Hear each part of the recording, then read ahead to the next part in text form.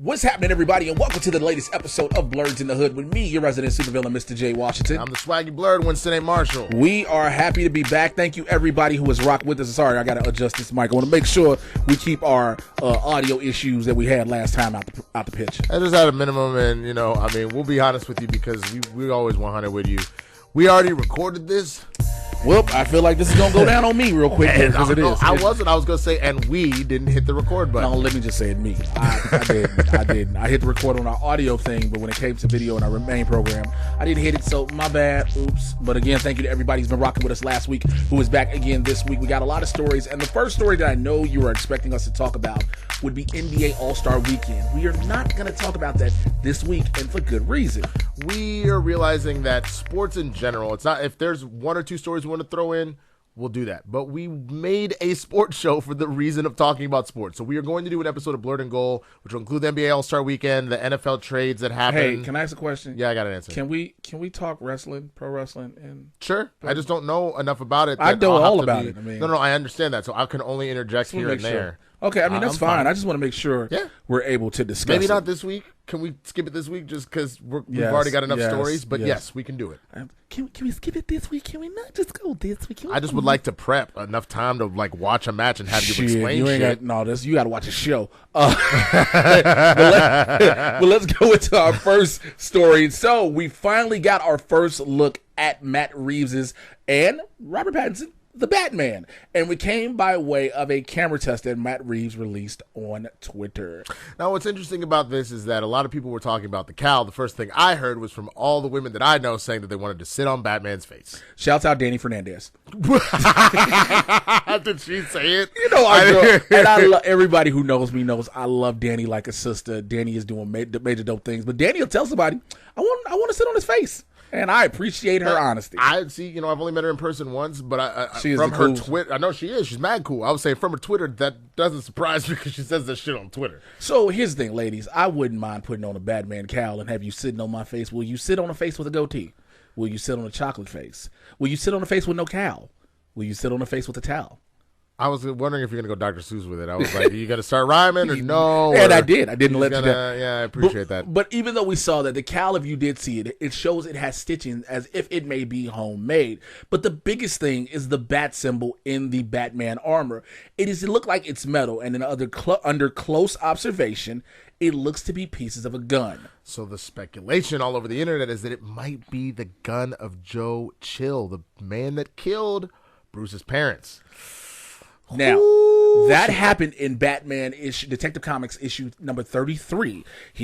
So Batman does not use guns. Now, we know Flashpoint Batman, that's Thomas Wayne, does. We know that grumpy-ass Batman that Ben Affleck was after 20 years and just like, fuck all y'all, does. But in general... he didn't shoot nobody. He did have a well, if you remember in his vision, he had a shotgun. Oh, I guess that's true. Yeah, in his vision, he had a shotgun. Yeah, so Batman typically does not use guns because, again, his parents were killed by a gun. So people are believing that this may be the gun. Now, this could be the case. This couldn't be. Winston, we had this discussion in the earlier episode when we recorded it. Well, it was because when you said it like it was law. And you're like, and now we can see the emblem, which is made of the gun that killed his parents. I was like, nigga, you don't know that. Ain't nobody that's writing the story done said that. But it is a very well-educated guess. I will commend that for sure. Also, you do know that I'm Jay Washington. And, what did I say about you? I'm not saying. I'm just saying, let you know something. I'm Jay Washington. And one of the things I've been able to do in the past couple of years since I've been in this internet world and covering comic book movies and TV shows is get a lot of information that a lot of people haven't done. So you talked to Matt Reeves about this? You don't know who I talked to. You talked to Robert Pattinson about this? I might have talked to the white guy. Did you talk to the nigga that made the goddamn costume? Possibly. Did you? No. But but we were... No, I didn't talk to. I didn't talk to them. So I mean, we just gonna have to figure. Look. I am of the mindset. Everybody out in these streets on the internet want to be first. Want to act like they're the real know-how, whatever. This is very true. I'm going to hold us fucking accountable. If you got an exclusive, I will acknowledge it and say, good for you, my nigga. Way to break that shit. I wish we were doing this show when the fucking Flash thing came out. That would be one thing. Yeah. But this is speculation. No, I'm fair with that. But one thing that is not speculation is the actual confirmation of who is the first openly gay superhero that we will see in Marvel's The Eternals. Now, it had been rumored to be potentially Brian Tyree Henry's character, Fastos, maybe even Dane Whitman being played by Kit Harington, or even Richard Madden's Icarus. We didn't know. Well, thanks to Naz Suleiman, who went to Now Out Next, I believe that's his source. He said that it is indeed his character, and he plays the husband, and they do have a husband of. He's the husband of Fastos. That's what I'm saying. Just complete the sentence just so people know who you're talking about. I mean, it was oh yeah, you got a point. He plays Fastos' husband, and the thing is, they do have a child, and they do have an on-screen moment, a kiss. Now, this is very significant because Marvel Studios has touted their diversity, especially in their cast hiring, their scenes and the way they're portrayed. But this to be the first on-screen kiss of a gay couple will actually be, for lack of better words, legendary. It really will, because there was a lot of controversy about how Marvel and Disney in Endgame and The Rise of Skywalker were talking about how, like, oh, you have somebody in Avengers. Well, I think the Skywalker one was, and I'm sorry to cut you off, I think the Skywalker one was the one like, yo, we got something for y'all to see. And you were like... You're like, what, the little kiss between two women we've seen randomly appear barely on screen seen a couple, that had nothing to do with barely the seen a total plot. of 2 minutes through the whole damn movie, like them two? Like, had nothing to do with the plot or anything else like that. Like, it was very mislabeled. Whereas and then with Endgame, the issue as well is that they kept touting it in the news as this will be the first LGBTQ in a superhero film. And it was. Yeah, but the problem is the way that they were reporting that, whether it was coming from Marvel/DC themselves or the reporters. But what did you want? Again, I wanted to ask this the last time we recorded. Yeah. What did you want? I mean, in the same way, because let me put it to you this way. In the same way that if we're back in the day, we're watching Superman, and they're like, we're going to see our first, black person in a superhero film, you're thinking to yourself, oh shit, could he be Lex Luthor? Could he be Superman? No, nobody ever. See, I think that's... No. But the misleading element to that is then if it's just some random dude that goes, it's Superman, you're like, okay, well, yeah, there would be a black person in Metropolis, but do not tout this like this is a situation where it's like door breaking. Well, I think it is because, and here's why. Here's why I agree that it is. Because the way they did it in Avengers Endgame, it was done where it was nonchalant. No one addressed it. It is normal life, and that's how many people of the LGBTQ community have been saying, look, we are a normal part of everyday society. We have been here. Treat us as such. We are not to be ostracized. And when they did it as Joe Russo's character that's speaking in a support group, he says, I finally went on a date. Yeah, and him and I were talking and blah, blah, blah. And it just rolled on the conversation. Nothing that was saying was, I was on a date with a man. No, I understand that, but let me put it to you this way. In the same way that it was so important for us to see Black Panther and have all these little black boys and girls be like, God damn, I can be a superhero. That's why what's happening with this character is so huge. And to tout it around like it was a big deal for the LGBTQ community inside of a superhero film when it really wasn't a thing. Well, it was a thing, but the thing was, the difference in what you're going with Black Panther in this one is you literally just said it, the superhero element at first. It was never said, pardon me, it was never said during Endgame we were going to have a superhero moment, right? It was said we'll have something. Now we know for a fact, it has been said, we are going to have an openly gay, not in the closet gay, not reference gay, an openly gay hero who is in a relationship and has a family. And go ahead, I'm sorry. No, I'm just saying in the same way that it was huge in the comics when you had, what was it, Sunspot, and you had Bobby, Iceman. Yeah. You had a number of characters that are actual superheroes that you have fallen in love with them and like they're the shit, and they turned out to be gay. That is just as big of a deal, which is why this moment to me is actually big. Whereas what happened at Endgame, sure, that was not as far as like generally accepting in society, but it's a superhero movie. Max Kellerman, I want to tell you this, Max Kellerman. Allow me to tell you something, okay? The way Marvel Studios and Kevin Feige have out there with the representation, okay? They're not beating you over the head with it, Max Kellerman. What they're telling you is that the LGBTQ community, as flawless and fabulous and as beautiful as they are, they exist in the Marvel Cinematic Universe. Stephen A, here's the thing, all right? We are looking for groundbreaking stuff, Stephen A. That's all I'm saying. What are you calling this, Max Kellerman? What are you My Max needs a lot of work. All I know is if I say he says Stephen A. a lot. Yes, he That does. part I hit. Stephen A. That's what I'm trying to tell you, Stephen A. He always calls him by his full name, but we got to go from this note to a pretty somber note, unfortunately. This past weekend, we lost three black queens. Well, this weekend, and actually, as late as today, Yes. we lost another one. I'll let you. I know you have it written down. So I'm gonna let you go ahead. The first one is, and I apologize if I'm messing up her last name, Nikita Pearl Waglawa. She was the star of Disney's Queen of the Cotswold. She was 15 years old. She passed of a brain tumor. And now they said she's had the tumor before. She had it successfully removed, and she was going on about her life, but the tumor came back more forcefully, and this time she did not win the battle, if we'll say it that way. No. Another one we had is a prominent actress who you might not know her name, but you've seen her many places. Oh, I thought you have everything written down. So well, I don't have all the information in this one, but her name is That's Esther Scott. She's been seen in many sitcoms. Yes, she was a grandmother in Boys in the Hood. She was in. Oh Lord, I'm forgetting everything. Her last thing that she shot was Birth of a Nation, but she was also seen in the Wayans Brothers and Martin and a number of black sitcoms, Sister. So she died of a heart attack at 66. And the last one that we just found out about today as well, Janae Dubois. Now, a lot of people may not know this name. Some people do. To a lot of people, like, wait, for real? She played Winona in Good Times. She was Winona. She was the happy-go-lucky neighbor of the Evans. She also played the grandmom in the Wayans Brothers. And one important notable thing, that a lot of people may not have known, she sang the theme song to the Jeffersons. Yeah, so she died in her sleep at the age of 74. So we just want to take a moment to give a moment of silence to these young ladies, to these beautiful black queens. May they rest in peace.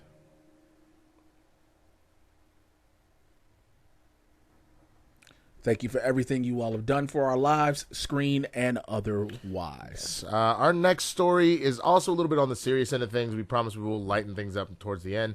For those that haven't heard, the Boy Scouts of America have filed for bankruptcy due to all the sexual assault and molestation lawsuits that have come their way.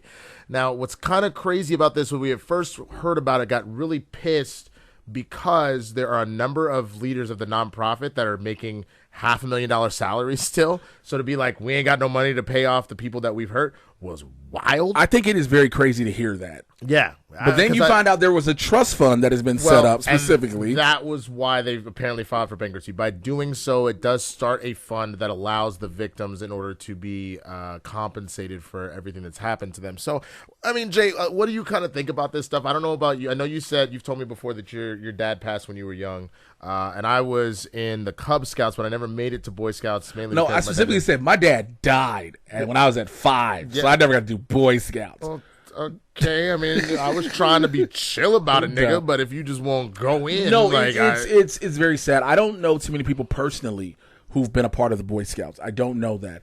I know people who've had their daughters as members of the Girl Scouts, because especially when it comes time to selling Girl Scout cookies. Those demons who hang in front, cookies. Those demon cookies sold by the demon temptresses that hang in front of fitness centers and gyms when you are trying to live your life in the most peaceful and wonderful way, and you are stuck on a green diet. You will eat nothing but spinach, kale, celery. They're going to come up with a spinach cookie. I put money on that shit. They're going to come up with a kale cookie. I will put holy water on every Girl Scout I see trying to sell that.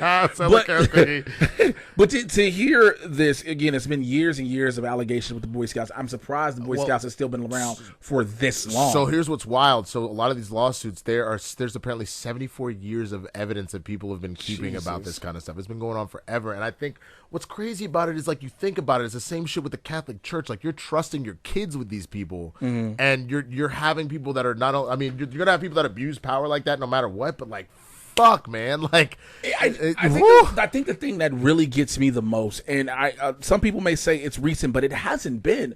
These allegations against the Boy Scouts have been known for decades, and the fact that people are still willing to send their children to these institutions. But I guess that's the thing. Just like anything else, you could say the same thing about the Catholic Church. Yeah, is that like, you don't throw the baby out with the bathwater. It's just one of those situations where you just have to, like... Wait, what? You've never heard that phrase before? Fuck no! Literally, the idea is that...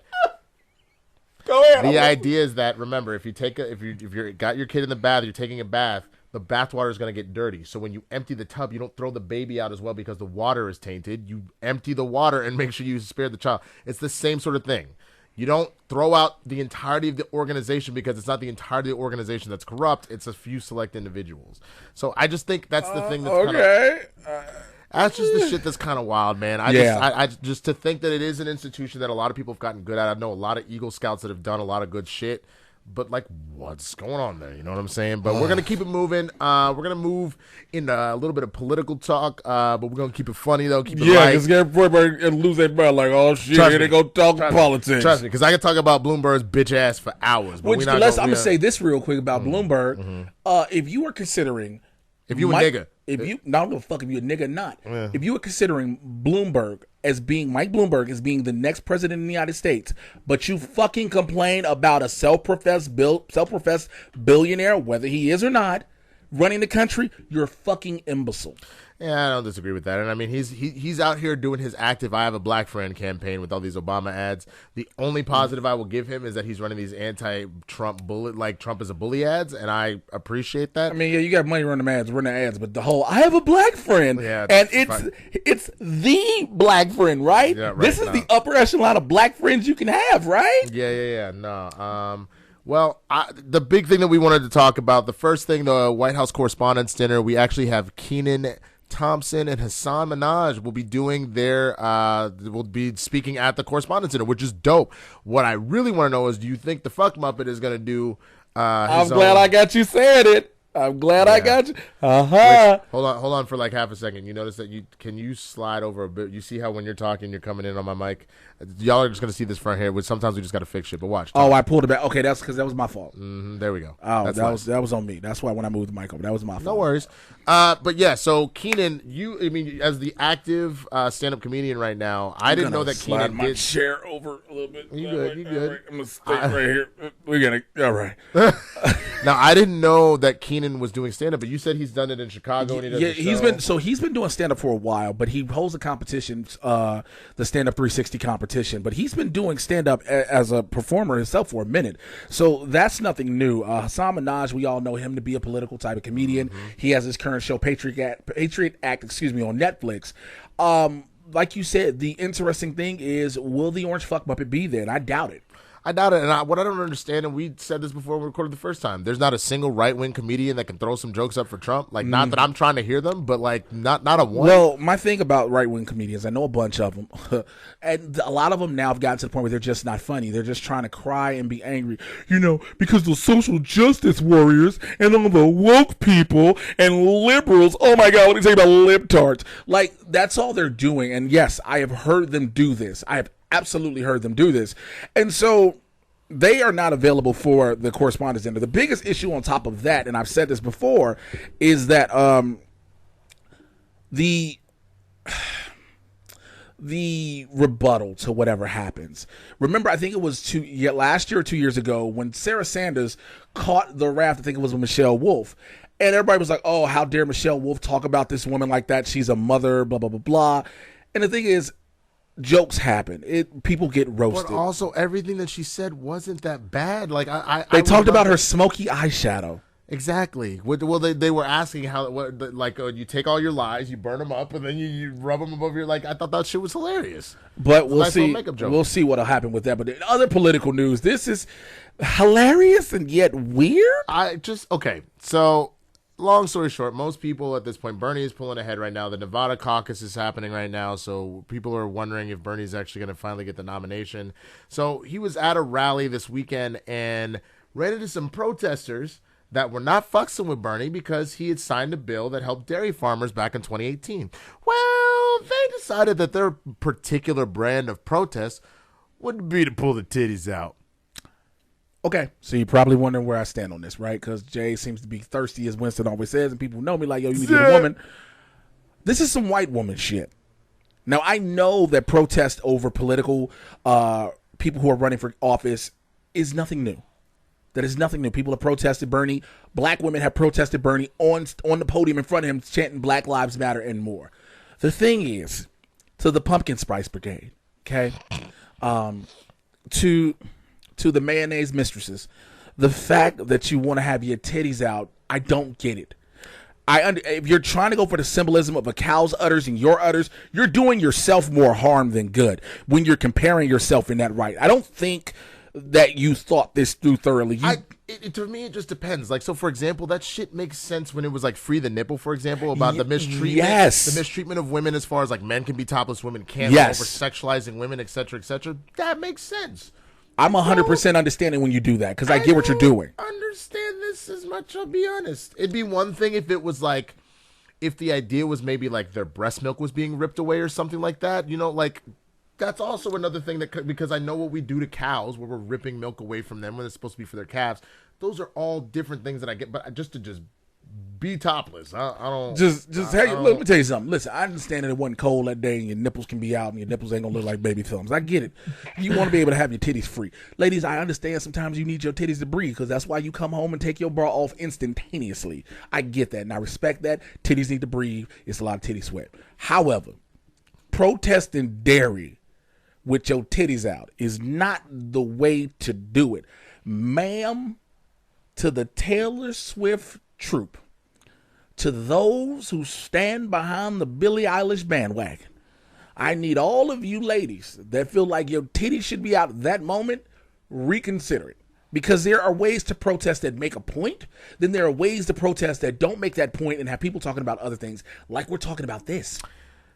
I'm just gonna be honest. No, I know. We're joking about it. Yes, yeah, we are. I still think it's in poor taste, but I'm starting to wonder now because we're trying to tell people how to protest. This is the second week I've done this. Are we now hypocrites because we got upset about the way people try to tell Colin Kaepernick to protest? Here's the thing. I think the problem is, Colin Kaepernick had a silent protest, number one, that he was taking a knee, that for people who said it was disrespectful to the flag and the troops, he was told by a veteran. Sure. So No, I understand. But no. Now here's what, let me finish. That got a point across.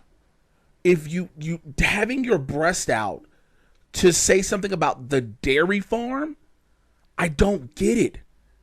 If you are a pregnant mother, however, and I know that's a stretch, I can get what you're saying there because, like, that's what these are for the baby. I get that. But you're just two women on stage just wanting to have your titties out to pour red milk or whatever on yourself. It was just a really interesting. I mean, I would love to hear what people think about it in the comments because it was off-putting, I guess. And, like, I don't know. It just didn't seem... It just didn't make sense to me. Yeah, well, let's go to our final story of the week. So we have this thing, right?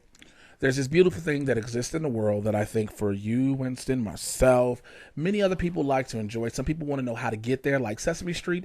Some people know that you don't want to be there if you're not part of it. Also, they know that it can be your greatest friend or your worst nightmare. In this place, it's called Black Twitter. I mean, Black Twitter has brought us many wonderful things. Yes, such it has. Hashtag Nigger Navy. Yeah, I remember nigga Navy. The USS Deadass, bro. like USS Deadass B. Oh my God. I mean, we've gotten everything from what was another recent thing that happened? Shit. The many different shades of Russell Wilson, and they had different photos where it's like, they called him what, black? They called him Puerto First of all, Rican, they put Russell Wilson in some of everything, and I'm like, yo, y'all are reckless. But this video in particular, check it out. Hey, Slam Dunk Contest 2020. Yes, sir. Oh, shit. Oh, nigga, move.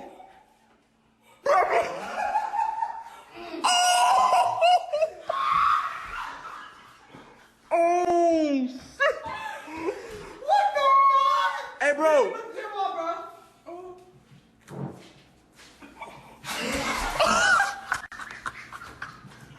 Yo, y'all laughing this shit, home. Who did this shit, bro? I don't know, bro.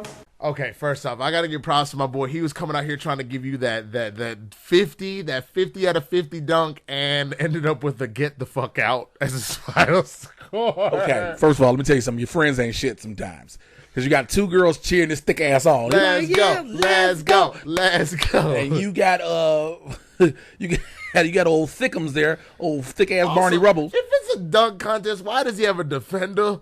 Yeah, right. It's a dunk contest. Why are you defending? Yo, my nigga, don't nobody defend nobody in the dunk contest. Get out the way, man. Move, bitch. Get out.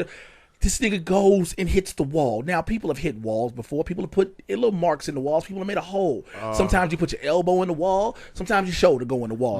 My dude went full Kool-Aid man into this wall, son.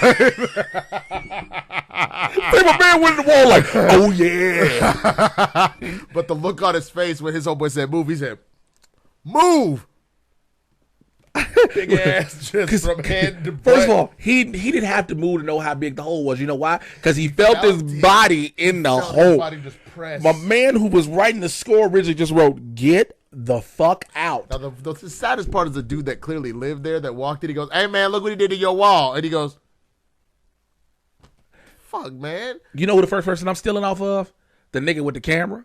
Because you know why? The nigga with the camera saw all this and was one of those like, you should look at your wall like it's a joke. Like, nigga, you're first. Nah, I would be like, give me the footage. I need to see who the fuck did this. Somebody should have been like, delete that footage. But then my man's who went through the wall, he's sitting there at the old boy was like, yo, who did this? My man like, oh, I don't know who did that. No. Nigga, you're the only one body. big enough. You're the only one big enough to have made that hole. You could put 3 of them people together and None still of them girls could have done it. Clearly the dude that was sitting there with the get the fuck out sign didn't do that shit.